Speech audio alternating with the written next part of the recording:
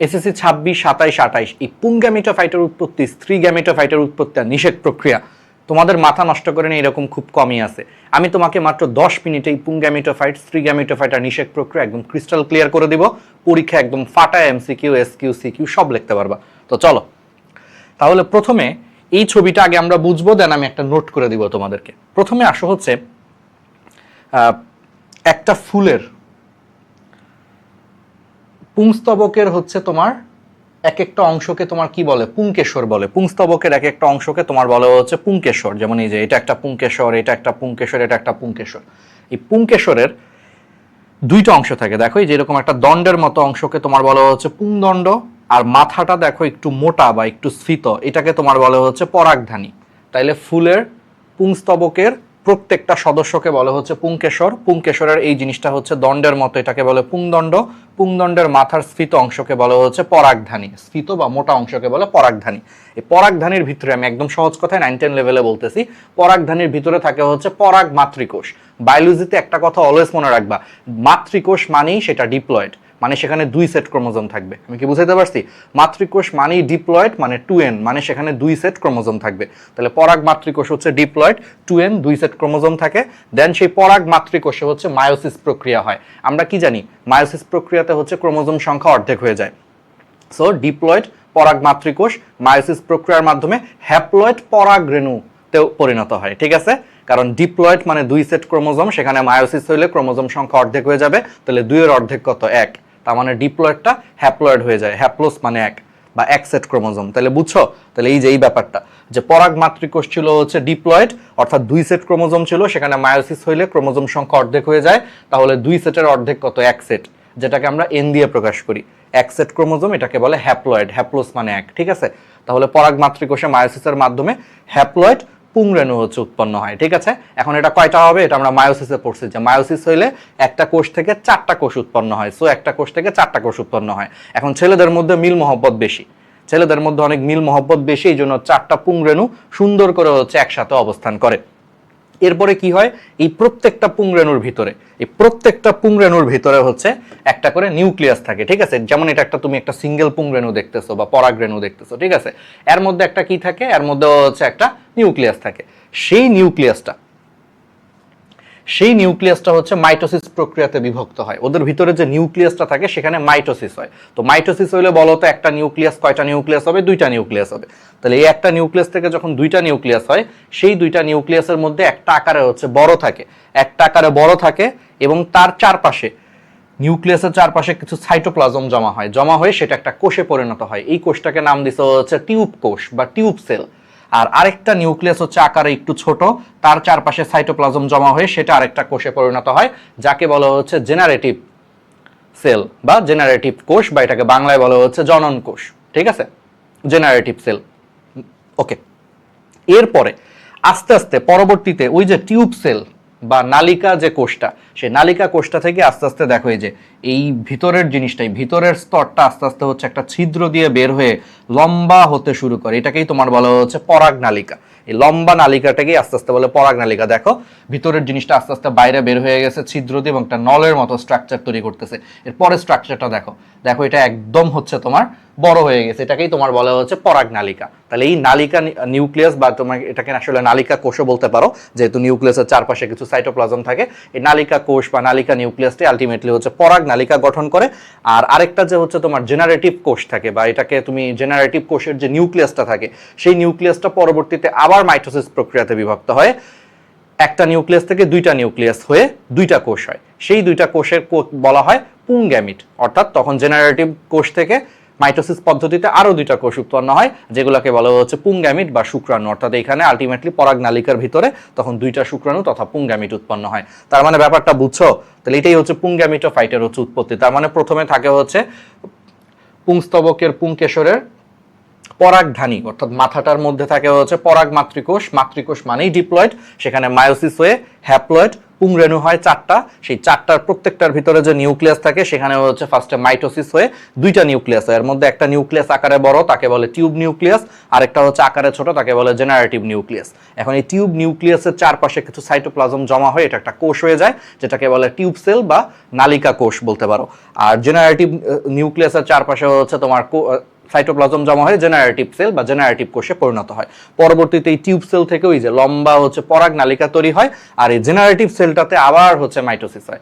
Mitosis হয়ে ultimately এখান থেকে 2টা শুক্রাণু বা 2টা পুংগ্যামিট হচ্ছে উৎপন্ন হয়। এভাবে করে পুংগ্যামিটোফাইট হচ্ছে উৎপত্তি লাভ করে। আর পুংগ্যামিটোফাইট কি? পুংগ্যামিটোফাইট হচ্ছে উদ্ভিদের ওই দশা যেই দশাতে আলটিমেটলি তারা হ্যাপ্লয়েড বা এক সেট ক্রোমোজোম বিশিষ্ট হচ্ছে তোমার শুক্রাণু উৎপন্ন করে। তাহলে উদ্ভিদের সেই দশা দেখো, ফাইটন মানে উদ্ভিদ, ঠিক আছে, পুং মানে তো বুঝতেছই পুংগ্যামিট, ঠিক আছে। তাহলে পুংগ্যামিট মানে হচ্ছে হ্যাপ্লয়েড শুক্রাণুর কথা বলতেছে, ফাইটন মানে উদ্ভিদ, তার মানে পুংগ্যামিটোফাইট বলতে উদ্ভিদের এমন একটা অবস্থাকে বোঝায় যে অবস্থায় আলটিমেটলি হচ্ছে হ্যাপ্লয়েড পুংগ্যামিট তথা শুক্রাণু তৈরি হয় 2টা, ঠিক আছে। এটাই হচ্ছে পুংগ্যামিটোফাইটের উৎপত্তি। তাহলে কঠিন, তাহলে এই ফ্লো চার্টটা মনে রাখলে তুমি এমনি পরীক্ষায় হচ্ছে এমসিকিউ এসকিউ সিকিউ একদম ফাটায় দিয়ে আসতে পারবা। এইবার চলে আসো হচ্ছে আমরা স্ত্রী গ্যামিটোফাইটের উৎপত্তিটা হচ্ছে একটু পড়ে ফেলি। তাহলে পুংগ্যামিটোফাইটের উৎপত্তি আমরা পড়ে ফেলছি, এবার আমরা স্ত্রী গ্যামিটোফাইটের উৎপত্তিটা হচ্ছে পড়ি। তো স্ত্রী গ্যামিটোফাইটের উৎপত্তিটা পড়তে গেলে আগে আমি এই ছবিটা দেখাবো, এই ছবিটা দেখলে তোমার বুঝতে ইজি হবে। আচ্ছা, এই যে দেখো, এই যে এই পরের ছবিটা দেখো, এই স্ত্রী গ্যামিটোফাইটের এই ছবিটায় তুমি প্রথমেই হচ্ছে খেয়াল করো, প্রথমেই তুমি যে এই ছবিটায় চলে আসো। আচ্ছা, প্রথম কথা হচ্ছে ফুলের স্ত্রীস্তবকটা হচ্ছে সবচেয়ে ভিতরে থাকে। তো স্ত্রীস্তবকের প্রত্যেকটা সদস্যকে তোমার বলা হচ্ছে গর্ভপত্র। সেই গর্ভপত্রের একদম গোড়ার দিকের এই অংশটা দেখো, গর্ভপত্রের একদম গোড়ার দিকের এই অংশটা হচ্ছে মোটামুটি হচ্ছে মানে স্ফীত বা মোটা, এটাকে তোমার বলা হচ্ছে গর্ভাশয়। এই গর্ভাশয় আর উপরের অংশটা হচ্ছে এইটুকু অংশ দণ্ডের মতো, এটাকে বলে গর্ভদণ্ড, আর মাথাটাকে তোমার বলা হচ্ছে মুন্ড, গর্ভমুণ্ড।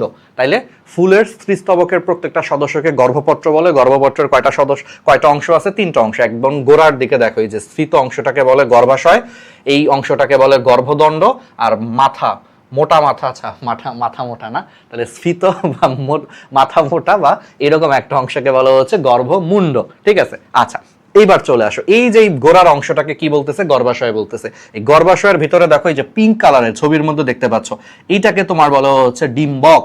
এটাকে তোমার কি বলে? ডিম্বক। এই জিনিসটাকেই জুম করে যে এখানে বড় করে দেখাইছে, এই গর্ভাশয়ের ভিতরে যে ডিম্বক থাকে সেটাকেই জুম করে এখানে বড় করে দেখাইছে। তাহলে এই অংশটাকে আমরা বলতে পারি হচ্ছে ডিম্বক। এখন ডিম্বকের এখানে দেখো একটা ছোট্ট ছিদ্র বা রন্ধ্র থাকে, যাকে বলা হচ্ছে ডিম্বক রন্ধ্র। আচ্ছা, ডিম্বক রন্ধ্রের ভিতরে দেখো এই হলুদ কালারের যে কোষটা, এটাই হচ্ছে আসলে ডিম্বকের প্রধান কোষ। এটাকে তোমার বলা হচ্ছে ভ্রূণ পোষক কোষ বা ভ্রূণ পোষক টিস্যু। এটাই হচ্ছে আসলে প্রধান টিস্যু আর কি, মানে অনেকগুলা কোষ মিলে টিস্যু। এটাকেই তোমার বলা হচ্ছে ভ্রূণ পোষক টিস্যু বা নিউসেলাস টিস্যু, ঠিক আছে। তাহলে এই ভ্রূণ পোষক টিস্যু বা নিউসেলাস টিস্যু এগুলা কি? অনেকগুলা কোষ দিয়ে তৈরি, কারণ অনেকগুলা কোষ মিলে কি একটা টিস্যু তৈরি হয়, তার মানে এই টিস্যুটা হচ্ছে অনেকগুলা কোষ দিয়ে তৈরি। এর মধ্যে যেই কোষটা, এই হলুদ কালারের যেই কোষটা এই ডিম্বক রন্ধ্রের কাছাকাছি থাকে, ধরো এই যে ডিম্বক রন্ধ্রের কাছাকাছি যে হলুদ কালারের যে কোষটা থাকে, সেই কোষটা একটু আকার আকৃতিতে হচ্ছে একটু বড় হয়, এটাকেই বলে হচ্ছে স্ত্রীরেণু মাতৃকোষ। কি বলে? স্ত্রীরেণু মাতৃকোষ। এই স্ত্রীরেণু মাতৃকোষটা, মাতৃকোষ মানে ডিপ্লয়েড, বুঝতেই পারতেছো আগের মতোই। তাহলে মাতৃকোষ হচ্ছে ডিপ্লয়েড, 2 সেট ক্রোমোজোম থাকে, এখানে মায়োসিস হয়। এখানে মায়োসিস হয়ে সেখান থেকে হচ্ছে ক্রোমোজোম সংখ্যা অর্ধেক হয়ে ডিপ্লয়েড থেকে হ্যাপ্লয়েড হয়ে যায়। হ্যাপ্লয়েড, ডিপ্লয়েড মানে ডাবল, হ্যাপ্লয়েড মানে সিঙ্গেল, তাহলে 2 থেকে অর্ধেক 1 হয়ে যায়। তাহলে হ্যাপ্লয়েড 4টা হচ্ছে তোমার কি তৈরি হয়? স্ত্রীরেণু তৈরি হয়। কিন্তু মেয়েদের মধ্যে হিংসা বেশি, তাই না? আচ্ছা, এই জন্য এই 4টা স্ত্রীরেণুর মধ্যে 3টা মারামারি করে নষ্ট হয়ে যায়, ঠিক আছে। একটা খালি বেঁচে থাকে কোনো মতে, ওই একটা যে স্ত্রীরেণুটা বেঁচে থাকে সেটাই আস্তে আস্তে বড় হয়ে এই যে দেখো থলির মতো স্ট্রাকচার তৈরি করে, যাকে বলে হচ্ছে ভ্রূণথলি, যাকে বলা হচ্ছে ভ্রূণথলি। এই ভ্রূণথলি ছবিটাই তোমাদের বইয়ে এই যে এইখানে দেখাইছে পরবর্তীতে। তাহলে বুঝছো? তাহলে স্ত্রীরেণু মাতৃকোষ মায়োসিস প্রক্রিয়াতে হচ্ছে তোমার বিভক্ত হয়ে 4টা হ্যাপ্লয়েড স্ত্রীরেণু তৈরি করে। সেই হ্যাপ্লয়েড স্ত্রীরেণুর মধ্যে মেয়েদের মধ্যে হিংসা বিদ্বেষ বেশি, এই জন্য 3টা মারামারি করে নষ্ট হয়ে যায়। এই যে দেখো 4টা হ্যাপ্লয়েড স্ত্রীরেণু তৈরি করছে, এর মধ্যে 3টা নষ্ট হয়ে যায়। এই দেখো 3টা নষ্ট হয়ে গেছে, যে একটাই আকারে বড় হয়ে থলির মতো স্ট্রাকচার তৈরি করছে।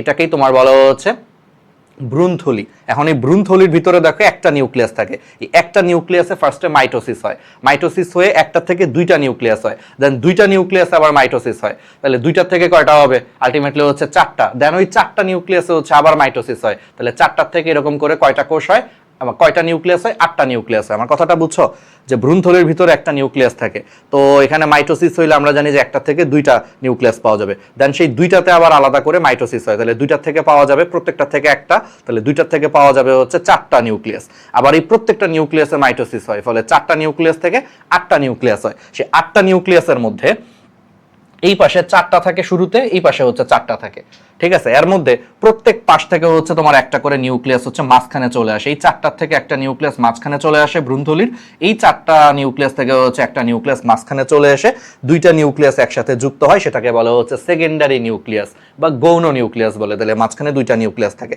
তাহলে দেখো তখন দেখো আলটিমেটলি এই পাশে হচ্ছে তোমার তিনটা নিউক্লিয়াস, এই পাশে হচ্ছে তোমার তিনটা নিউক্লিয়াস, দেন ওই প্রত্যেকটা নিউক্লিয়াসের চারপাশে তোমার কি হয়, প্রত্যেকটা নিউক্লিয়াসের চারপাশে কিছু সাইটোপ্লাজম জমা হয়ে এই সবগুলো হচ্ছে কোষে পরিণত হয়। এর মধ্যে যে এই পাশের যে তিনটা কোষ, সেই কোষটা কিন্তু ওই যে ডিম্বক রন্ধ্রের কাছাকাছি অবস্থিত, এই তিনটার মধ্যে দেখো মাঝখানের কোষটা হচ্ছে আকারে বড়, এটাই হচ্ছে মেইন ডিম্বাণু, আর পাশের দুইটা হচ্ছে ডিম্বাণুকে সাপোর্ট দেওয়ার জন্য আছে বা সাহায্য করার জন্য আছে, এই জন্য পাশের দুইটা কোষকে তোমার বলা হচ্ছে সাহায্যকারী কোষ, ঠিক আছে। আর এই তিনটাকে একত্রে তোমার বলা হচ্ছে ডিম্বাণু যন্ত্র বা এগ অ্যাপারেটাস, বা এটাকে গর্ভযন্ত্র বলে, বুঝতে পারতেছো তাহলে। তাহলে ডিম্বাণু সহ পুরা তিনটা কোষকে তোমার বলা হচ্ছে এগ অ্যাপারেটাস, এর মধ্যে মাঝখানেরটা মানে গর্ভযন্ত্র বা ডিম্বাণু যন্ত্র বা এগ অ্যাপারেটাস বলে, এর মধ্যে মাঝখানের কোষটা হচ্ছে সবচেয়ে বড়, এটাই হচ্ছে ডিম্বাণু, তার দুই পাশের দুইটা কোষ হচ্ছে তাকে সাহায্য করতেছে, সাহায্যকারী কোষ। আর যেই পাশে ভ্রূণথলির যেই পাশে হচ্ছে এই তিনটা কোষ, তার ঠিক বিপরীত পাশে দেখো আরো তিনটা কোষ আছে, ওরা হচ্ছে ওদের অ্যান্টি, এই জন্য এটাকে অ্যান্টিপোডাল কোষ অথবা বাংলায় বলে হচ্ছে প্রতিপাদ কোষ, এই তিনটাকে বলে প্রতিপাদ কোষ, এই তিনটাকে বলে ডিম্বাণু যন্ত্র। আর এই যে মাঝখানে যে এই এখান থেকে একটা নিউক্লিয়াস আসছিল আর এখান থেকে একটা নিউক্লিয়াস এসে এই যে মাঝখানের দুইটা নিউক্লিয়াসকে একত্রে বলা হচ্ছে সেকেন্ডারি নিউক্লিয়াস বা হচ্ছে গৌণ নিউক্লিয়াস, বুঝছো। এইভাবেই তোমার আলটিমেটলি কি হয়, স্ত্রী গ্যামেটোফাইট এর উৎপত্তি হয়। সেম ভাবে ফাইটন মানে উদ্ভিদ, স্ত্রী গ্যামেটোফাইট মানে এখানে হচ্ছে তোমার ডিম্বাণুকে মানে বুঝাচ্ছে আর কি, মানে বুঝতেই পারতেছো স্ত্রী গ্যামেটোফাইট, তার মানে উদ্ভিদের যেই দশায় ঘুরে ফিরে দিন শেষে হচ্ছে স্ত্রী গ্যামেটোফাইট তথা ডিম্বাণু উৎপন্ন হয়, যদি সহজ কথা যদি বলি, ঠিক আছে। মানে আলটিমেটলি শেষ ধাপে স্ত্রী গ্যামিট, গ্যামিটোফাইট বলতেছি, উদ্ভিদের যে দশায় ঘুরে ফিরে শেষ পর্যন্ত হচ্ছে স্ত্রী গ্যামিট তথা ডিম্বাণু উৎপন্ন হয়, ওই দশাকে তোমার বলা হচ্ছে স্ত্রী গ্যামিটোফাইট, ঠিক আছে। আর এই স্ত্রী গ্যামিটোফাইটের আসলে উৎপত্তি ধরা হয় হচ্ছে এই স্ত্রী রেণুকে, এই জন্য বলা হয় যে স্ত্রী রেণু হচ্ছে স্ত্রী গ্যামিটোফাইটের প্রথম কোষ। আর এটা এমন একটা দশা যেই দশার একদম শেষে যে স্ত্রী গ্যামিট তথা ডিম্বাণু উৎপন্ন হবে, এই জন্য পুরো দশাটাকে বলে স্ত্রী গ্যামিটোফাইট। ফাইটন মানে উদ্ভিদ, তাহলে উদ্ভিদের এমন একটা দশা যে দশার একদম শেষে হচ্ছে স্ত্রী গ্যামিট তথা ডিম্বাণু উৎপন্ন হবে, এই পুরোটাকে বলে হচ্ছে স্ত্রী গ্যামিটোফাইট। তাহলে সিম্পল না। এবার আসো হচ্ছে নিষেকটা একটু দেখো, নিষেকটা কেমনে হয় ভাই, খুবই সিম্পল। নিষেকটা কেমনে হয় দেখো, নিষেকটা কিভাবে হয় তুমি নিজে একটু দেখো, কিছু না, একদম সহজ, একদম সহজ।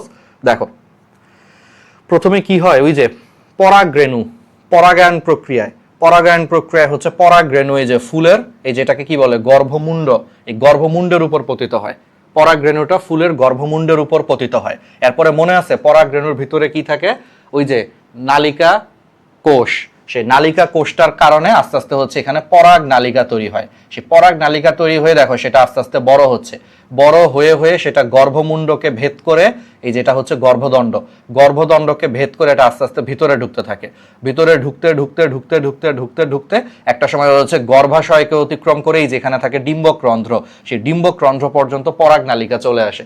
পরাগ নালিকা চলে আসার পর তারপরে পরাগ নালিকার এই অংশটা ফেটে যায়, ফেটে যায় মনে আছে পরাগ নালিকার ভিতরে কিন্তু নালিকা নিউক্লিয়াসের পাশাপাশি হচ্ছে জেনারেটিভ নিউক্লিয়াস ছিল, সেই জেনারেটিভ নিউক্লিয়াসটা মাইটোসিস প্রক্রিয়াতে বিভক্ত হয়ে দুইটা শুক্রাণু তৈরি করছে, সেই দুইটা শুক্রাণু তখন এই পরাগ নালিকা দিয়ে ডিম্বক রন্ধ্র দিয়ে এই যে ভিতরে প্রবেশ করে, ভিতরে প্রবেশ করে সেই দুইটা শুক্রাণুর মধ্যে একটা শুক্রাণু ডিম্বাণুর সাথে মিলিত হয়ে নিষেক সম্পন্ন করে, আর আরেকটা শুক্রাণু হচ্ছে এই যে সেকেন্ডারি নিউক্লিয়াস বা গৌণ নিউক্লিয়াসের সাথে মিলিত হয়।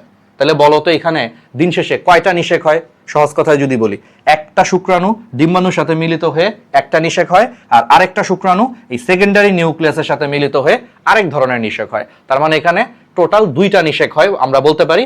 এই জন্য এই প্রক্রিয়াকে তোমার বলা হচ্ছে দ্বিনিষেক বা ডাবল ফার্টিলাইজেশন। ডাবল মানে দুইবার ফার্টিলাইজেশন হচ্ছে, বা বাংলায় বলে দ্বিনিষেক, দ্বি মানে দুই। Crystal clear? আর এই দ্বিনিষেক পদ্ধতিতে এই ডিম্বাণুর সাথে শুক্রাণু মিলিত হয়ে তোমার জাইগোট তৈরি হয়ে যায়, এখানে জাইগোট তৈরি হয়, আর এই সেকেন্ডারি নিউক্লিয়াসের সাথে হচ্ছে আরেকটা শুক্রাণু মিলে এখানে ট্রিপ্লয়েড হয়ে যায়। আচ্ছা, এই জিনিসটা কেন ট্রিপ্লয়েড হয় তুমি বুঝবা। এখানে আগে থেকে কয়টা নিউক্লিয়াস ছিল, যে মনে আছে এখান থেকে একটা আসছিল, এখান থেকে একটা আসছিল, তাহলে টোটাল নিউক্লিয়াস ছিল দুইটা, তার সাথে আরেকটা শুক্রাণুর নিউক্লিয়াস মিলিত হয়েছে, তাহলে টোটাল তিনটা নিউক্লিয়াস মিলে 3 সেট ক্রোমোজোম হয়। এই জন্য এটাকে বলে ট্রিপ্লয়েড।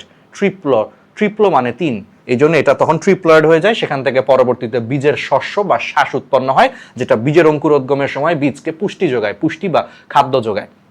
বুঝছো? সিম্পল হিসাব। আর আরেকটা শুক্রাণু হচ্ছে ডিম্বাণুর সাথে মিলিত হয়ে জাইগোট হয়ে যায়। এই জাইগোটটাই হচ্ছে তোমার ডিপ্লয়েড ধাপের হচ্ছে প্রথম কোষ, ঠিক আছে, যেটাকে বলা হচ্ছে তোমার স্পোরোফাইটিক দশার প্রথম কোষ, ঠিক আছে। এইভাবে করে নিষেকটা হয়। দেন নিষেকের পরে তো বুঝতেই পারতেছো এই পুরা ডিম্বকটা হচ্ছে বীজে পরিণত হয়, আর এই যে গর্ভাশয় অংশটা হচ্ছে ফলে পরিণত হয়ে যায়, ঠিক আছে। আর এই ডিম্বকটা হচ্ছে বীজে পরিণত হয়। দেন সেই বীজের মধ্যে হচ্ছে তোমার কি হয় বলতো, ভ্রূণমুকুল আর হচ্ছে ভ্রূণমূল তৈরি হয়। দেন পরবর্তীতে সেই ভ্রূণমূল থেকে আস্তে আস্তে হচ্ছে মূল তৈরি হয়, আর ভ্রূণমুকুল থেকে আস্তে আস্তে কাণ্ড হয়ে এই বীজ থেকে চারা গাছ হয়ে যায়। বুঝতে পারতেছ? আর বীজের অঙ্কুরোদ্গমের সময় শক্তিটা সে কোত্থেকে পায়? এই যে এখানে যে শস্য বা শ্বাস উৎপন্ন হয়, একটা শুক্রাণু এই সেকেন্ডারি নিউক্লিয়াসের সাথে মিলিত হয়ে এই যে ট্রিপ্লয়েড 3N একটা স্ট্রাকচার তৈরি করে, সেটাই হচ্ছে শস্য বা শ্বাস। সেই শস্য বা শ্বাসে হচ্ছে তোমার প্রচুর পরিমাণে খাদ্য জমা থাকে, পুষ্টি জমা থাকে, সেটা হচ্ছে বীজের অঙ্কুরোদ্গমের সময় সে ওই শক্তির যোগান দেয়। ফলে বীজটা অঙ্কুরিত হয়ে বীজ থেকে আস্তে আস্তে চারা গাছ হয়ে তোমার ডিপ্লয়েড দশা বা স্পোরোফাইটিক দশা শুরু হয়ে যায়। That's it. এটাই ছিল পুংগ্যামিটোফাইট, স্ত্রী গ্যামিটোফাইট আর হচ্ছে নিষেক। যেমন এখানে একটু নোট আকারেও তোমাকে লিখে দিছে, এখন আমরা একটু পড়ি। তাহলে প্রথমে ছিল স্ত্রী রেণু মাতৃকোষ, মাতৃকোষ মানেই ডিপ্লয়েড। পরে সেখানে মায়োসিস হয়ে হ্যাপ্লয়েড, স্ত্রী রেণু তৈরি হবে 4টা। মেয়েদের মধ্যে হিংসা বেশি, হিংসা, ঠিক আছে।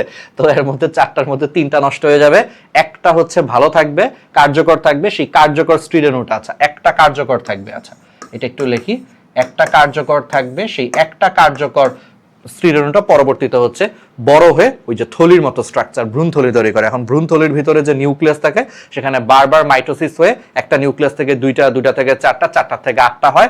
8টার মধ্যে 4টা এক পাশে, বাকি 4টা আরেক পাশে থাকে। দেন ওই চারটা থেকে একটা একটা করে হচ্ছে নিউক্লিয়াস মাঝখানে চলে আসে। এই দুইটা নিউক্লিয়াসকে বলে হচ্ছে সেকেন্ডারি নিউক্লিয়াস বা গৌণ নিউক্লিয়াস। আর তিনটা করে নিউক্লিয়াস হচ্ছে ভ্রূণথলির 2 প্রান্তে থাকে।